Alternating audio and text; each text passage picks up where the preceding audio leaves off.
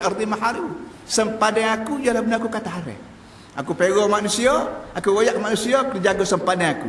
Mu nak kecek boleh, tapi jangan langgar sempadan. Gapo dia? Bohong. Bila kita bohong orang, kita langgar sempadan Allah. Allah kata mu nak cakap tapi jangan bohong. Kalau bohong juga arti mu langgar sempadan aku. Sebab itulah bila orang bohong dosa. Jangan mengopak. Kalau mengopak arti mu langgar sempadan aku. Aku tak beri pada orang mengopak. Jangan rasuah. Nak cari harta boleh tapi jangan rasuah. Kenapa? Bila berrasuah arti melanggar sempadan aku. Curi tak boleh.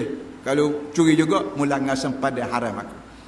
Ropak tak boleh, menyamung tak boleh, nipu tak boleh, rasuah tak boleh, bohong tak boleh. Ini kita dengan tubuh kita banding dengan orang ada sempadan. Kita dengan orang tina kita dengan suami dia ada sempadan saplon.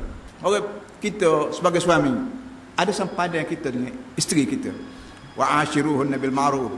Wa ashiruhunna bil ma'ruf. Naklah kamu duduk bersama orang tina bil ma'ruf dengan baik. Orang tina mu tu mu kena reti hamba aku. Pamu juga. Bagaimana mu rajatan, mu fikir jangan fikir mu nya rajatan, fikir hamba aku. Bini mu orang tina tapi kena fikir dia tu hamba aku juga. Akhirat kelak sama masuk neraka belaka, masuk syurga belaka. Dalam syurga tu ada lelaki ada puan, neraka juga ada lelaki ada puan. Maka tu yang kata kalau nak bini jaga molek. Jangan jadi mu berasa bini ikut aku.